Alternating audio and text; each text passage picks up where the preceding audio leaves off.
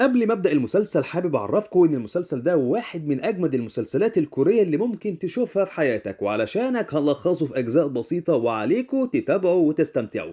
علشان كده ما تنساش تصلي على النبي وتشترك في القناة وتفعل الجرس علشان يوصلك مننا كل جديد من ملخصاتنا، ملخصات سمر وعبد القادر. وبدون ما أطول عليكم يلا بينا نبدأ على طول. بيحكي مسلسلنا عن بنت بتعاني من التنمر طول حياتها لأنها وحشة، بس بتوصل لطريقة هترحمها من تنمر الناس عليها. بس يا ترى هتكون هي الحل النهائي؟ وايه هو الحل اللي لقيته ده؟ تابعوا معانا الملخص علشان تعرفوا. بيبدأ المسلسل بتاعنا بمامة البطلة اللي من بداية ولادتها كده وهي بتعاني لأنها مش جميلة زي باقي الأطفال، وده اللي خلى الجيران وأي حد يشوفها يتريق عليها، وما ترددوش لحظة إنهم يقولوا عليها وحشة، وكانوا فاكرينها ولد واتصدموا لما عرفوا إنها بنت. كمان عيلة باباها بيقولوا كلهم للبطلة إنها إزاي مامتها ومش وسيمة زي باباها وإخواتها، لأن أخت البطلة كانت جميلة جدا لدرجة إنها لو دخلت مسابقة ملكة جمال تكسبها. أما البطلة بقى يا عيني عليها كل اللي يشوفها يتنمر عليها ويقول إنها وحشة،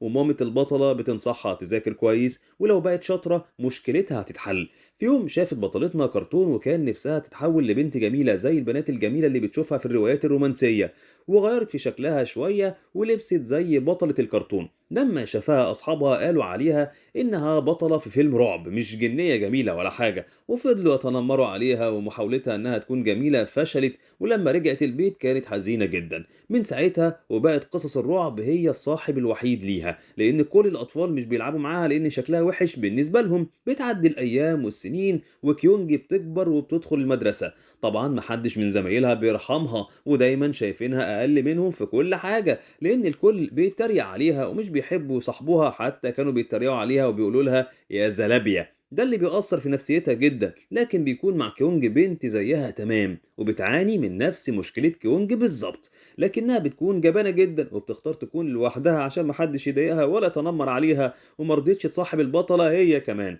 طبعا شكل البطلة خلاها ضعيف وبتسمع كلام زمايلها وبتخدمهم من غير ما تشتكي. وبيكون في عامل مطبخ اسمه بن اللي بيكون وسيم جدا لكنه بيعامل البطلة معاملة طيبة، وبيكون صديق كويس ليها وبيقول لها ان عندهم نفس الذوق الموسيقي. وبالرغم من ان البطلة وحشة لكن هي انسانة وعندها مشاعر، فبتقع في حب بن وبتكون شايفة انه وسيم جدا. في يوم بتطلب البطلة من بن يتغدوا بكرة مع بعض وبيوافق على طلبها، وده بيخلي البنت تغير منها، وازاي واحدة وحشة زيها يحبها شخص زي بن يعني. فقرروا انهم يعملوا فيها مقلب. اما البطلة فبتقرر انها تعترف لبن بحبها لانها لما شافت معاملته فكرت انه بيحبها. بترجع كيونج البيت وبتقضي يوم اجازتها كله بتجهز بسكويت اشكال والوان واعتراف لبن في رسالة، وحطت ده كله في بوكس وكان شكله جميل قوي الصراحة. بنعرف مش بس اصحاب البطلة بيعاملوها وحش، لا ومامتها كمان لان شايفاها وحشة، وبتعامل بنتها الكبيرة حلو، وكل الدلع والامتيازات والاهتمام مدياه لبنتها الكبيرة. كمان اخوها كل لما بيشوفها بيتريق عليها وبيقول لها انها وحشة وكمان وشها قبيح جدا. حتى في المواصلات بنتبهدل جدا لانها وحشة لدرجة انهم بيلزقوها في الشباك. اما البنات الجميلة بيوسعوا لها الطريق وبيخلوهم يقعدوا بمنتهى السهولة، وجمالهم بيسهل لهم كل حاجة. وتاني يوم بتروح المدرسة وبتنشر على النت إنها هتعترف بحبها، الكل بيشجعها وبيتمنوا لها النجاح. لكن قبل ما بتروح تقابل بين زمايلها بيجبروها تجيب لهم أكل، ولما بتمشي بيفتشوا في حاجتها وبيعرفوا إنها رايحة تعترف لبين بحبها. فبتروح زعمتهم واسمها مي وبتمثل على بين إنها بتحبه وبتقول له يرفض حب البطلة ليه، وفعلا بيعمل كده. ولما بتقابل البطلة بين وتعترف له إنها معجبة بيه بيجرح البطلة بكلامه وبيقول لها بص في المراية الأول، وإنه كان بيشفق عليها بس مش أكتر لأن كل اللي في المدرسة كانوا بيعاملوها وحش. لكن هو بيعمل كده بيكونوا زمايلها بيصوروها بما فيهم صاحبتها اللي بتكون مغصوبة على كده لأنها مش عايزة حد يتنمر عليها زي كيونج، وبيسألها أصحابها إيه شعورك لما اترفضتي، فالبطلة بتسألهم ليه بتكرهوني وبيرد لأني قبيحة. ولكن كيونج بتتفاجئ لما بنرجع للفصل تاني إن كل زمايلها عرفوا باللي حصل لأن البنت اللي بتتنمر عليها نشرت الفيديو وكانت بتصورها. بتقرا البطلة التعليقات وكانوا بيقولوا عليها إن بشكلها ده ما ينفعش تطلع من بيتها أساسا. علشان كده البطلة بتنهار وبتقرر تنتحر وبتفتكر كل اللحظات السيئة اللي مرت بيها. ولما كانت في الفصل وأصحابها بيتنمروا عليها وبتقول إن محدش بيحبها وبتروح لمبنى عالي علشان تنط منه وبكده تنهي حياتها وتحل كل مشاكلها. لكن بيظهر قدامها صورة ممثل وتعليقات الناس الحلوة ليه، فبترجع في كلامها وبتقول إن لسه عندها 18 سنة ولازم يغيروا حياتهم للأحسن. وقتها بيكون في شاب موجود هناك وبينقذها على آخر لحظة، وبيكون اسمه سيهو، وده بطل مسلسلنا بقى. وبيزعق للبطل إنها فكرت في الانتحار، وبيسألها إيه الصعب في حياتك اللي يخليك تفكري إنك تنتحري، وبيقول لها إنها قوية وتقدر تحل مشاكلها بنفسها، ولازم تفكر في الناس اللي هيتعذبوا في غيابها. أما كيونج بتكون مش شايفة أي حاجة من اللي هو بيقولها دي خالص أصلا يعني، لأن نظارتها وقعت منها يا عيني، وبتطلب منه يساعدها لكن هو بيمشي وبيسيبها. ولما بتنزل البطلة من على السلم بتقول إنها مش شايفة أي حاجة، لكن بيرجع لها البطل تاني وبيساعدها تنزل. بتفضل تسأله أسئلة كتير، والبطل بيقول لها لو فضلت تسألي كده هتمشي واسيبك، فبتسكت البطل وبيركبها تاكسي علشان تروح بيتها. بس قبل ما بتمشي بتقول له نصيحة وإنه ينسى الماضي ويفكر في المستقبل، وبتقول له إنها في موقف ما ينفعش تقول له كده، وبتقول له إن الناس اللي ماتوا مش عايزين الناس اللي عايشين يكونوا متعذبين في غيابهم. بعدها بتتصل على والدتها علشان تلحقها قبل ما تشوف رسالتها عن الانتحار، وكانت بتقول لها فيها شكرا على ولادتي وتربيتي، وإنها هتقابلها في الحياة التانية وهتكون بنتها الجميلة إن شاء الله. كمان بتكون خايفة لأن نضارتها اتكسرت ومامتها هتزعق لها، لكن محدش بيرد عليها لأن مامة كيونج بتكون مشغولة بضرب باباها اللي ضيع فلوسهم، وكمان بقوا مديونين بسببه. بتقول له هقتلك واروح فيك السجن يا راجل. وولادها بيحاولوا يسلكوا الخناقة ويحلوا المشكلة. بيرجع سيهو البيت وبيغير هدومه، وانتحار البطلة بيفكر البطل بصاحبه اللي انتحر من سنة. والموقف ده غير البطل جدا من شاب مقبل للحياة لواحد قافل على نفسه جدا وحاسس بالذنب جدا جدا لأنه ما قدرش يلحق صاحبه. وهنعرف قصة الشاب ده قدام شوية. نرجع لمامة البطلة اللي بتقول لجوزها لازم تتصرف يا راجل وتسدد الفلوس، ومفيش عندهم غير البيت اللي عايشين فيه ده. أما ولادها التانيين فبيحاولوا يخلصوا باباهم من ايدها، لكنها ضربته وطردته كمان. نرجع لبيت البطلة ومامتها قاعدة بتعيط وبتتمنى تموت. بترجع البطلة البيت وبتلاقي مامتها منهارة، فبتقعد جنبها تصالحها وتقول لها معلش أنا مش هعمل كده تاني، وتطلب منها تسامحها. بتعرفها البطلة إن كل الناس شايفينها قبيحة، وبتقول لها ليه ما طلعتش جميلة زي بابايا وإخواتي، لدرجة إن البطلة طلبت من مامتها تعمل لها عملية تجميل. وبيكون إخواتها قاعدين ومش مصدقين اللي أختهم بتقوله ده، ومامتها بتضربها وبتقول لها بس نسدد الديون اللي علينا يا ستي الأول. وبيبعدوها اخواتها عن مامتها لانها لسه ضاربه جوزها ومش طايقه حد، وبتروح البطله تنام وهي زعلانه. طبعا البطله بتكون فاكره ان مامتها بتعيط علشانها، لكنها اصلا ما شافتش رسالتها، بس بتعيط علشان اللي حصل من جوزها. لكن في حد بيقدم لها النصيحه على النت انها تستخدم المكياج علشان تخبي شكلها، وبتعجبها الفكره، وساعتها بتقرر انها تنفذها. وبنعرف ان والدتها قررت تبيع البيت علشان تسد ديونهم. اما البطله بتكون مش عايزه تروح مدرستها تاني يوم، فعلا بتحط ميك اب لكن بيكون شكلها مخيف والكل بيفضل يتريق عليها وبيقولوا لها انها شبه المهرج. وبتروح البطله وهي محبطه مره تانية وتطلب من والدتها انها تنقلها مدرسه تانية بقى، خلاص انا اتخنقت. بس والدتها بتقول لها انهم راجعين بيتهم القديم والحي اللي كانوا ساكنين فيه، وده لان باباها صرف كل الفلوس اللي كانت معاهم. بتفرح كيونج لانها مش هتروح مدرستها تاني، اما مامتها كانت زعلانه جدا انهم هيرجعوا لمستوى اقل ومديونين كمان.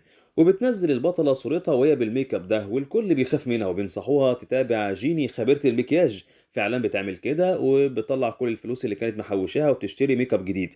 بتتفرج البطلة على اشهر واحدة بتعمل مكياج وبتقدر تخفي كل العيوب اللي عندها. البطل بيكون موجود دايما في الحي اللي البطلة ساكنة فيه، وبيرجعوا بعدها للحي القديم تاني، وبتكون البطلة لابسة قناع وبيطير من على وشها وبيروح على وش البطل. بتكون البطلة مكسوفة جدا من اللي حصل وبتستخبى. بنعرف ان البطل اللي انقذها بيزور مكتبه الحي ده. تاني يوم بيتجهز بالبطل للمدرسة، لكنها بتقرر تروح بشكل تاني وبتحط ميك اب بشكل حلو قوي المرة دي، لدرجة ان اهلها لما بيشوفوها الصبح مش بيعرفوها من جمالها وبيكون شكلها اتغير جدا. ولما بتوصل المدرسة الكل بينبهر بجمالها وبيكون في نظرات إعجاب، والكل بيوسع لها بعد ما كانوا بيهربوا منها. والأول مرة بتسمع كلمات إعجاب وبتفتكر إن الكلام مش ليها، بس بتتأكد من نظرات الإعجاب وده إداها ثقة كبيرة جدا في نفسها. وبتروح البطلة لغرفة المدرسين وبتستلم جدولها، وبيطلب المعلم هان من البطل إنه ياخدها معاه عشان يعرفها فصلها فين. بيلفت البطلة بصوت وبتقول إنها سمعت الصوت ده قبل كده، لكنه مش بيكون طايق نفسه ولا حابب يتكلم مع حد. وبنعرف إنه طالب شاطر ومتفوق بس مغرور، وبيكون البطل هو الشاب اللي مفيش منه اتنين وكل البنات بتحبه وهتموت عليه، لكنه ولا على باله واحدة فيهم. بس البطلة بتخبط فيه ومكياجها بيلزق في الجاكيت لأنه مقاوم للماء، وبتكون خايفة إن الميك اب يكون يتمسح وبيبان وشها الحقيقي ولا حاجة. فبيقلعه وبيرميه في وشها وبيقول لها تنضفه تبقى ترجعه. بيوصل البطلة لفصلها والبنات بتنبهر بجمالها وبيقرروا انهم يصاحبوها والكل بيجري عليها، وده عكس اللي كان بيحصل قبل كده والطلبة بيهربوا منها. وبتقول لها ران زميلتها انها عازماها على الغدا النهارده، كمان بتعرفها على صديقتهم جين وبتقول لها انهم هيكونوا ثلاثي جميل. بتفرح كيونج من اللي حصل ده، ولانها اخيرا كونت صداقات في المدرسة وكان احساس جميل جدا انك تحس بتقبل الناس ليك. بتروح البطلة الحمام وبتحاول تغسل الجاكيت بتاع البطل لكن مش بينضف، فبتروح عنده بتقوله انها مش عارفة تنضفه وهتغسله في البيت وترجعه له تاني يوم، لكن هو بيرد بكل برود ارميه. فبتستغرب البطلة انه عايز يرميه لانه غالي وحد يرمي جاكيت زي ده ولا ايه. وبتعرف البطل من اصحابها ان البطل طبعه كده ومغرور، وطبعا البطلة مش محتاجة تتأكد من ده لانها اتعاملت معاه وشافت بروده بنفسها. وبعد المدرسة بتطلب رام من البطل انهم يخرجوا سوا، وبيخرجوا ياكلوا سوا وبيلعبوا وبيتسوقوا وبيروحوا كل الاماكن اللي بيحبوها، حتى انهم بياخدوا صور تذكارية لليوم ده. وبتكون البطلة فرحانة لانهم ما كانتش تعرف معنى الصداقة ولا عمرها عاشت قصة يوم زي ده لان ما كانش لها اصحاب خالص.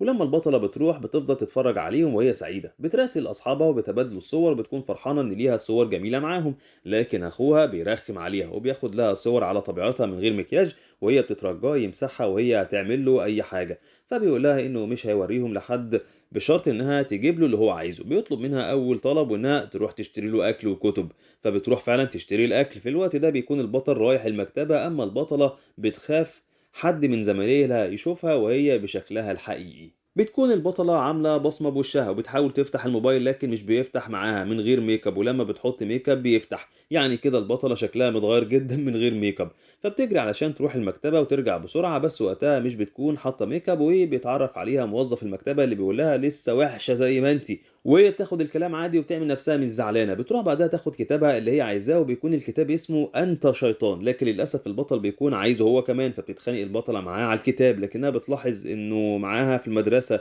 فبتخاف انه يعرفها فبتسيب له الكتاب وبتجري. اما هو بيفتكرها وبيعرف ان نفس البنت اللي انقذها من الانتحار قبل كده. ولما بتحاول تمشي قبل ما يكشف امرها، عامل المكتبه جو بيطلب منها تاكل معاه زي ايام زمان، وانه اشتراها وجبتها المفضله من ساعه ما كانت طفله. وهي بتكون رافضه لكنه بيصر انها تاكل معاه وبيعرفها انه دفع فلوس كتير في الاكل، فبتضطر انها تاكل بسرعه وبتقعد شويه. فبيروح لها البطل اللي بيديها الكتاب وبيقول لها تاخده لان هي اللي مسكته قبله. فبتاخده لانه بيلح عليها وبيسالها عن سنها، فبتكذب وبتقول 25. وبتخلص اكلها بسرعه جدا وكمان بتعمل نفسها قارت الكتاب، وبتمشي بسرعه من المكتبه قبل ما البطل يفتح معاها كلام. لكنه بيستغرب ان البطله بتتجاهله ومش راضيه تكلمه. بتروح البطله لاخوها بالحاجه لكنها بتقول له ان بسببه كانت هتتكشف النهارده يا حيوان، وبتساله انت بتحب بنته وبيرد ان حبيبته جميله. فبتشككه البطله فيها وبتقول له ممكن تكون حاطه ميك اب زيها. وبيرد اخو البطله انه متاكد ان كل حاجه في حبيبته جميله، وبترد البطله بلاش تكون واثق قوي كده يعني. اما البطل بيسال جو لو يعرف البطله، بيقول له ان اسمها جوبال، وبيساله لو مهتم بيها ومعجب بيها. لكن سيهو بيقول له لا. وعندك يونج بتبدا تجهز للمدرسه وبتحط مكياجها زي كل يوم. هي بتفكر ان ممكن يكون البطل كشف امرها لكنها بتقول لنفسها هتتاكد لما ترجع للمدرسه. بتنزل كيونج بيتها تحت وبتطلب من اختها توصلها، وبعد محايله كتير بتوافق. جارة البطلة بتشوفها وهي نازلة المدرسة وبتقول لمامتها إن بناتها الاتنين أجمل من بعض. فبتستغرب مامة البطلة إنهم شايفين البطلة جميلة وبيكون الجيران شايفين إن جوزها كمان وسيم. المهم بيوصلوا أخيرا للمدرسة وبتنزل البطلة، ولما بتدخل بتخبط في البطل وكانت هتقع وصاحبنا ولا هو هنا ولا أكن حد بيقع قدامه أصلا. بعدها بتحاول البطلة تتكلم مع البطل اللي بيعاملها بتجاهل وبرود، فبتحمد ربنا إنه معرفهاش، والحقيقة إنه مش معاها بس بارد لكن مع كل زمايله اللي في المدرسة هو طبعه كده. لكنه بيروح لبنته وبيزعق معاها لأنها صورته ومش بيحب حد يصوره. وبتستغرب كيونج من تصرفه، لكن جين صاحبتها بتقولها إنه طبعه حد ومش بيحب يساعد حد، ومحدش يعرف ليه هو كده أصلا. بنشوف أخت البطلة يونج بتعجب بمدرس اسمه هان وبتعرف إنه بيشتغل في المدرسة اللي فيها أختها. بعد المدرسة بتروح البطلة تشتري مكياج لكنها بتقابل زمايلها القدام اللي كانوا بيتنمروا عليها، وبتفتكر لما كانت في المدرسة وصبوا عليها مية، وبتخاف إنهم يعرفوها وكمان بتنهار لما بتفتكر كل اللي عملوه فيها. فبتهرب بسرعة من المحل بس هما بيكونوا مستغربين وبيظهر إنهم ما قدروش يتعرفوا عليها. بس كيونج وهي بتجري بتخبط في شاب راكب فيسبا وبيكون في نفس سنها اللي بيكون بيهرب من مجموعة شباب تانيين، وهو بيديلها الخوذة بتاعته لحد لما يخلص خناق. لكن بيكون الشباب أكتر منه وبيهربوا بسرعة لما بيسمعوا سرينة البوليس. وبنعرف إن البطلة اللي عملت كده علشان تساعد جون، بس لما بتقرب منه بتحس إنه خطير وبتهرب منه، لكنها بتنسى وبالغلط بتجري البطلة وبتاخد الخوذة معاها، ومش بتاخد بالها غير لما بتوصل بيتها ومش بتكون عارفة تعمل بيها إيه. نروح للبطل وهو بيتدرب على الجودو، لكن بيدخل عليه شخص وبيظهر إنه باباه، واللي بيغير لبسه وبيدخل معاه في قتال. وقتها سي هو بيفتكر والدته اللي ماتت بمرض القلب، وتقريبا كان باباه السبب لأنه خانها مع واحدة تانية. وبيكون البطل شافهم سوا ومش قادر يسامح باباه وكمان ذكرياته الوحشة لما صاحبه مات. وبنعرف إن ذكريات الماضي دايما البطل بيحلم بيها وهو نايم. أما البطلة بتكون رجعت بيتها وشالت الميك اب، وبيطلب منها أخوها ترجع الكتاب، وهي بتنفذ طلباته بدون أي مناقشة لأنها مش عايزة ينشر صورها لا قدر الله. مش بس بتكون خايفة إنها تقابل البطل، وقبل ما تدخل المكتبة بتسأل جو عليه، ولما بتطمن إنه مش موجود بتدخل بقلب جامد. بس جو بيقول لها إنه محتاج يدخل الحمام ضروري وبيسيبها تستقبل الزباين. حظها السيء بقى إن أول زبون بيدخل هو البطل اللي بتخبي وشها منه بسرعة وبيطلب منها تجيب له الكتاب من على الرف. بتسأل البطلة انت عارفني؟ بيرد طبعا وانت كمان عارفاني ومش عارف ليه انت بتتجاهليني كده. بتقول له ازاي عرفتني رغم اني غيرت شكلي؟ بس البطل بيقول لها اللي فرق بس هو النضارة. اما هي فاكرة انه بيتكلم على انه عارف انها البطلة مش جبال، وكل واحد فيهم بيبقى فاكر حاجة في دماغه غير التانية. طبعا البطل بيتكلم على يوم انتحار البطلة وهي ما تعرفش لانها ما كانتش شايفة عشان نضارتها وقعت منها. لكن البطلة بتقرر انها تعمل عقد بينها وبينه علشان تضمن انه ما يقولش اي حاجة لزمايلهم، وبتعزمه على اكل علشان ترشيه وما يفتنش عليها. وهما بياكلوا في مكرونايه دخلت في مناخيرها وكانت مكسوفه جدا ومش عارفه تعمل ايه، فبتقول البطل ما تبصش عليا. وبيفضلوا يتكلموا سوا وبيطلع ان شخصيتهم شبه بعض جدا. وفي اخر اليوم بتقدم لهم البطله هديه لانه قبل انه ما يقولش لحد على حقيقتها، وبتوعده انها هترجع له الجاكيت بتاعه بكره. بيرجع البطل بيته بيكون فرحان بهديه البطله وبيلزقها على الاباجوره بتاعته.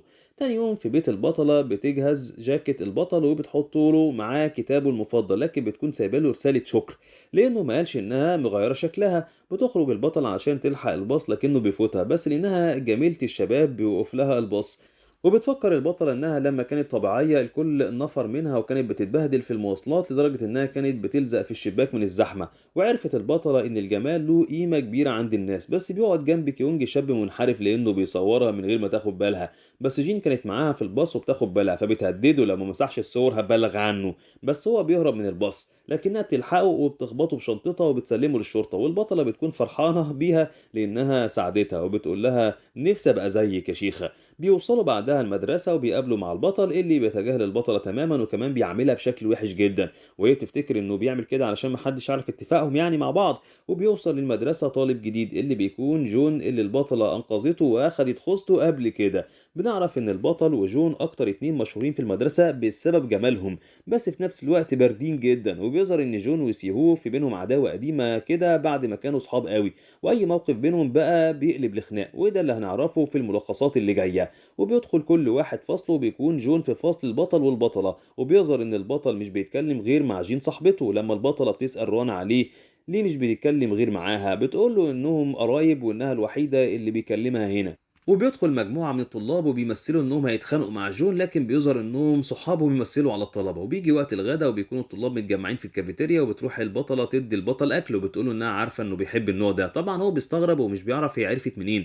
وبعدها بيكون قاعد لوحده وبتطلب منه يقابلها على السطح، ولما بيروح هي بتديله الجاكيت بتاعه، لكن هو بيقول لها كلام قاسي شويه وبيقول لها تبطل حركاتها دي لانه مش هيقرب منها مهما كانت جميله. وبيسيبها وبيمشي. بس بعدها هي بتفكر في كلامه، بتتاكد ان سيهو ما يعرفش انها جوبل، بس مش عارفة ايه السر اللي يقصده. فبتجري وراه علشان ترجع الشنطة قبل ما يفتحها ويعرف سرها، لكنه مش بيكون راضي يسيبها. بس هي بتقوله ان الشنطة فيها حاجة محرجة علشان كده بيسيبها. بترجع البطلة بيتها وهي مرهقة من التفكير، وبيتصل عليها البطل وبيطلب منها تجيب له كتاب من المكتبة وكمان الجاكيت بتاعه. بس هي بتكون خايفة يشوفها من غير ميك اب، فبتقرر تلبس خوذة جون وبتروح تقابله. وبعد اصرار منه عليها وعشان تخلع الخوذة بتقوله انها هتروح تقلعها في الحمام، وبتروح فعلا والكل بيتخض منها لما بيشوفوها، وبتمسح الميك اب اللي في نص وشها وبترجع تاني للبطل اللي بيكون عايز يقعد معاها، لكن هي بتقول له انها عايزه تمشي لانه وراها واجب. وتاني يوم في المدرسه البطله بترجع جاكيت البطل، لكنها مش بتتكلم معاه وبتهرب بسرعه، لكنها بتخبط في جون اللي بيحاول يفتكر شافها فين قبل كده يا ترى. بعد فتره بتكون كيونج مع جين وكمان ران اللي بتقول لهم انها زعلانه من حبيبها لانه تجاهل مكالمتها طول اليوم امبارح، لكن هي ما تعرفش انه عامل لها مفاجاه بمناسبه مرور سنه على حبهم، وهي طبعا بتفرح بده جدا جدا. لكن واحد من زمايلهم بيرمي على وش البطلة التورتة بالغلط، وبتخاف البطلة جدا إن حد يشوفها من غير مكياج، فبتجري بسرعة على الحمام اللي بتلاقيه كله مليان ومش بتعرف تدخل، والكل بيتجمع حواليها علشان يساعدوها. وهي بتبدأ تكون سيناريوهات في دماغها عن اللي هيحصل لو المكياج اتمسح، بس بيوصل سيهو في الوقت المناسب وبياخدها من وسطهم وبيخبيها بالجاكيت بتاعه وبيدخلها حمام مخصوص هو عارفه. وبتستغرب البطلة لأنه ساعدها، وبترجع تشك فيه انه عارف سرها وبتكون محتاره تعمل ايه. اما البطل بيكون لسه مستنيها بره، بيستغرب الطلبه من اهتمام البطل بيها لانه مش طبيعته وبيعامل كل الناس ببرود.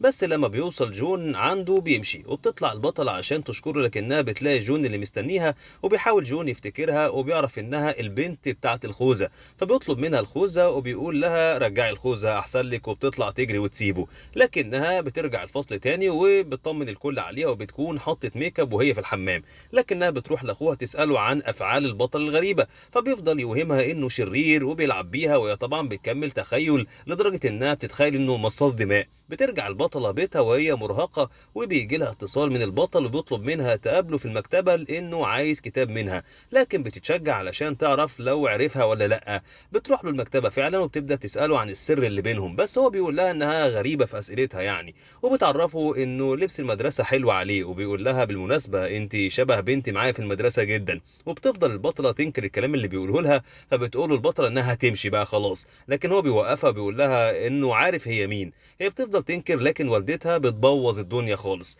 بس بما تقف على الباب مكتبه وبتنادي على البطله بصوت عالي. وقتها بتعترف انها البطله وبتجري وبتسيب البطل. بترجع بيتها وهي محبطه جدا لانها فاكره ان البطل هيقول للكل على حقيقتها، وبتطلب من مامتها تنقلها تاني، لكن محدش بيكون مهتم بيها اصلا ولا حاسس باللي بتعيشه ولا بتمر بيه، لانها بصراحه كانت بتبالغ قوي يعني. وقتها بيرجع البطل البيت وبيقرا الرساله اللي على القصه، وبتكون الرساله شكرا ان انت حفظت سري. وقتها بيتاكد ان هي فعلا البطله، وبتروح البطله تنادي لاختها علشان تتعشى، وبتشوفها وهي بتلعب لعبه قتال وبتاخد منها الشجاعه انها تواجه البطل، علشان كده تاني يوم بتعمل فيها نينجا وبتروح المدرسه تواجهه، لكنها بتقف تاني لما بيقولها انه معاه الدليل اللي بيثبت انها البطله وكمان جبال. بتترجاه انه ما يكشفش سرها، بيقول لها انه موافق بس بشرط، وهي انه لما يحتاج اي حاجه تكون عنده فورا وتنفذ كل اللي يطلبه منها. وبنشوف البطله وهي جايه عند مدرسه اختها عشان تشوف هان مدرس اختها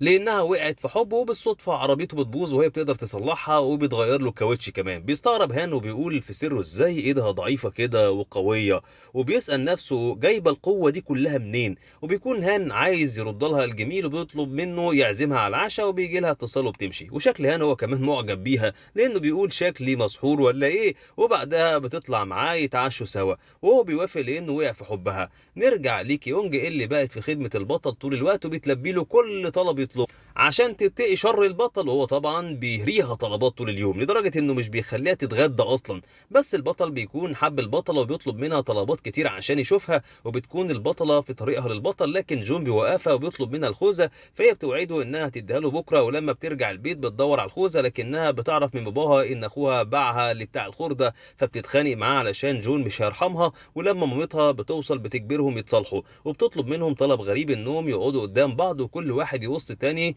ضوافر رجله وبيقول له بحبك. بيعملوا كده بس طبعا مش بيكونوا طايقين بعض. وقتها بتقول له ان الخوذه بتاعت جون اللي هيعمل منهم بطاطس ان شاء الله لو هي ما رجعتلوش الخوذه.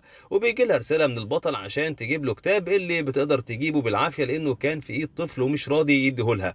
بتفضل البطله تتحايل على الولد وتجيب له ايس كريم وتضحكه عشان يرضى يديهولها، وبيكون البطل عايز يقعد معاها وبيطلب منها طلبات عشان يقابلها، بس هي مش فاهمه انه معجب بيها وبتديله طلبات وتمشي على طول. تاني يوم في المدرسة صحاب البطلة بيلاحظوا عليها إنها مرهقة دايما ومش بتاكل كويس. بعدها بيطلبها البطل فوق السطح، والمرة دي بتتفاجئ لأنه مجهز لها أكل بتحبه، وبتشكره لأنه فكر فيها وبتكون مش طايقاه وعايزة تخلص منه ومن طلباته اللي ما بتخلصش دي، على عكس البطل اللي عايز يقضي معاها وقت أكبر طبعا. وبيبلغها سيهو إن في مسابقة للمواهب وإنها لازم تقدم فيها لأنها موهوبة في التمثيل فعلا. بتقدم البطلة في المسابقة لكنها بتقدم رقصة غريبة والكل بيضحك عليها، بس البطل بيكون سجل فيديو ليها وهي بتقدم وبيفضل يتفرج عليه لما بيرجع البيت. وفي بيت البطلة بتعرف مامتها إن باباها بيسرق فلوسها، وبعدها بتزعق مع البطل لأنها راجعة متأخرة وإنها بتصرف فلوس كتير على المكياج بتاعها ده، وبتقول لها إنها مهما غيرت من بره فهي برضه وحشة من جوه.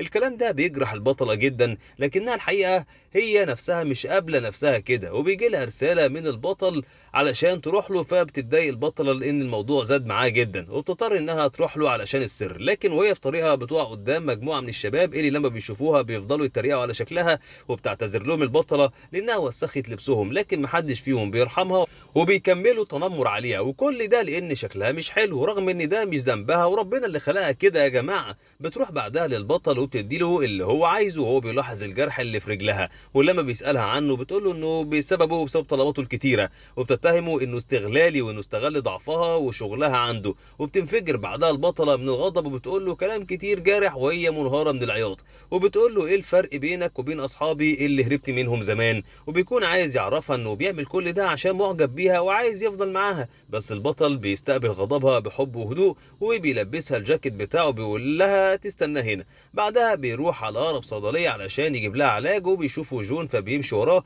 وبيشوفه هو مع البطلة اللي بيطهر لها جرحها، والأول مرة بتحس البطلة إن حد مهتم بيها. وتاني يوم في المدرسة بتضحك للبطل عادي اللي بيقابله بحب، بيكون الكل مستغرب منه، لكن جون مش بيعجبه السعادة اللي فيها البطل، علشان كده بيروح عنده وبيقعد مع كيونج اللي بتستغرب منه ومن اللي بيعمله، وبتسأله لو عايز الخوذة وإنها قالت له على اللي حصل، لكنه بيقول لها إنه مش عايزها بس عايز ياكل معاها. وقتها سيهو مش بيتحمل يشوفه جنبها فبيروح يتخانق معاه، لكنه بيقول له عايز تقتلني زي ما قتلت صاحبك. تفتكروا جون يقصد ايه بكلامه ده؟ وهل فعلا قتل حد قبل كده؟ بيفتكر البطل لما كان قاعد في المكتبة حزين ومفيش غير البطلة اللي وقفت جنبه وسندته وضحكته كمان. في نفس الوقت بتروح البطلة عند البطل وبيكون سرحان وبتقعد ترغي معاه وبتكون جايبه له مشروب، وبتحكي له لما كانت متخاصمة مع اخوها ومامته وخلتهم يقصوا ضوافر بعض ويقولوا لبعض بحبك. بيركز البطل لانه فاكرها بتعترف بحبها لكن كانت بتحكي على اخوها يعني، ولما كبروا وهو عرفها لكن هي ما عرفتوش بتكون البطلة عايزة تعيش مشاعر الحب زي اي بنت،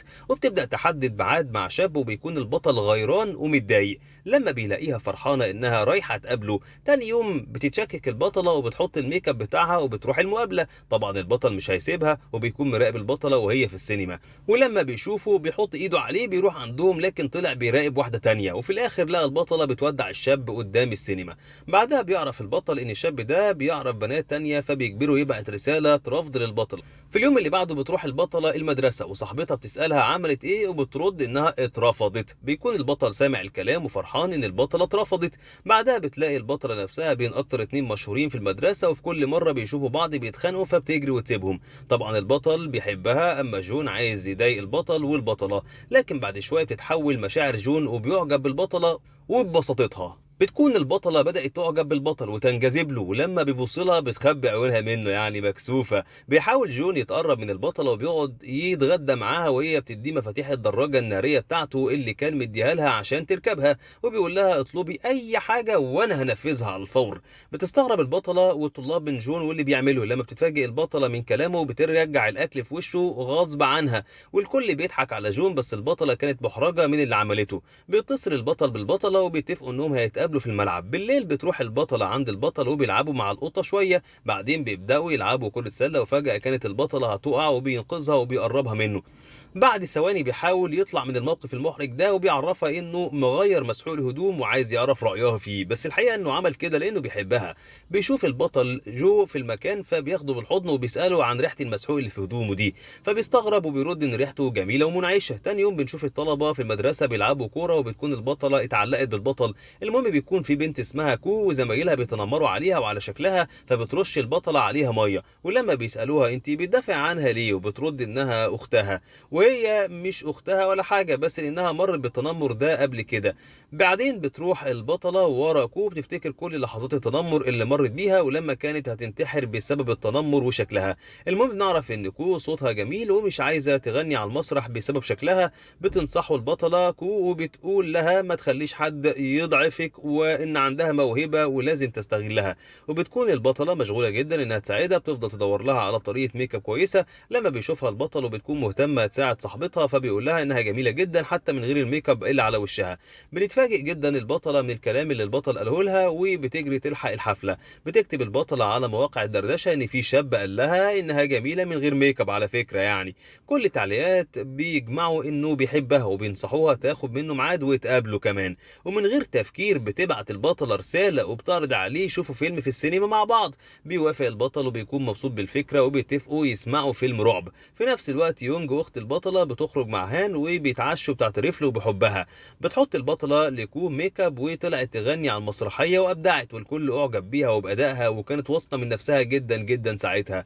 بيعجب اخو البطله بكو زياده شويتين. بعد الحفله بيتفاجئ البطله ان كو اخت جون. بيروح البطل عند جون وبيعرفه انه بيحب البطله وبيطلب منه يبعد عنها. بس بيهدده جون انه يقول البطله انه السبب في موت صاحبه. بعدها بيقول البطل للبطله انه مش بيحبها وانه كان بيشفق عليها وطبعا عارفين انه بيكذب. فبتعيط البطله وبيشوفها جون وبيكون ندمان لانه هو السبب ان علاقتهم تتدمر. بيكون البطل شايف انه السبب في موت صاحبه لان صاحبه رن عليه في اليوم ده بس هو مردش. ودايما حاسس بالذنب لانه لو كان رد كان ممكن ينقذه. بتعرف البطله ان البطل اللي انقذها لما كانت هتنتحر. بتجري على نفس المكان وبتلاقي البطل هناك وبتقول له انها عرفت ان هو اللي انقذها. بس هو كان زعلان قوي لان كلام جون فكره بالانتحار بتاع صاحبه. ساعتها بتعرف البطله ان في حاجه البطل مخبيها عليها. بيكون في حريق في المبنى والكل بينزل جري. البطل كان مخبي انه ابن ممثل مشهور لكن يوم اجتماع اولياء الامور بيعرف الجميع السر اللي مخبيه البطل ومعجبين وبيجروا عليه وبيطلبوا منه توقيعه. ساعتها افتكر جون باباه وانه بيكرهه كمان لما ما حضرش جنازة صاحبه. بيتكلم البطل مع باباه وبيطلب منه ما يروحلوش المدرسة تاني. ساعتها بتشوف مامة البطل الممثل المشهور ابو البطل وبتكون فرحانة فرحة لهبل وبتتصور معاه. لما مامة البطلة كانت في المدرسة عرفت ان درجاته وحشة وكده مش هتعرف تدخل الكلية. واول لما روحت البيت جمعت كل الميك اب بتاع البطلة ورميته بره البيت وقالت لها ان الميك اب بقى كل اهتماماتها. وطبعا البطلة بتستغنى عن اي حاجة الا الميك اب لانه انقذها من مشكلة كبيرة ومن التنمر اللي كانت عايشة فيه طول الوقت. فبتفضل تتحايل على مامتها ما ترموهوش وهي هتجيب درجات احسن في الامتحان الجاي. والله العظيم والله العظيم. طبعا البطل والبطلة مش بيتكلموا بعض ولما بيكونوا في المدرسة مش بيخبوا عيونهم عن بعض. وبيكون جاكيت البطلة اتعلق في مسمار وهي طالعة من المعمل وبتقول البطل يسيبها. وبتكتشف في الاخر انها متعلقة في مسمار فبتتحرج جدا وبتمشي. ايه دي الكسفة اللي انت فيها دي يا حازم. بترجع البطلة البيت وبتلاقي مامتها عازمة البطل عندهم في البيت. ايه ده مفاجأة يا فوزي مفاجأة. وبيعترف البطل لاخو البطلة انه بيحب اخته وكان فاكره بيلعب بمشاعرها لكن بيأكد له انه مشاعره حقيقية واحنا عارفين ان البطل شاطر. فبتطلب مامتها منه يذاكر لها عشان تبقى شاطرة هي كمان. تاني يوم بتروح البطلة تشتري اكل واصحابها اللي في المدرسة القديمة شافوها واتنمروا عليها وبيسألوها حولت مدرسة ايه بس مش بترد. ساعتها حست البطلة بضعف وجريت بسرعة من قدامهم. في نفس الوقت شافهم البطل ووقفهم عند حدهم. بعدين بتسأل البطل عملت كده ليه وبتكون فاكرة انه بيشفق عليها لكن في الحقيقة انه بيحبها. بنشوف مجموعة من اصحاب جون بيخطفوها عشان يجبروه يروح عندهم. وقتها كان جون مع البطل ولما عرفوا جريوا بسرعة عشان ينقذوها. واول لما بيوصل البطل بيطمن على البطلة وبيقول لها انتي كويسة وبترد بتقول له ايوه كويسة. بتبعت البطلة رسالة لاصحابها في المدرسة وفعلا بيتجمعوا وبينقذوها وبيتغلبوا على العصابة. هستنى رأيكم في الملخص ده في التعليقات وقولوا لنا لو حابين يكملوا ولا لا. وما تنسوش تعملوا لايك وشير للفيديو وتشتركوا في القناة وتفعلوا زر الجرس عشان توصل لكم فيديوهاتنا الجديدة من ملخصات سمر وعبد القادر. واشوفكم في ملخص جديد. سلام.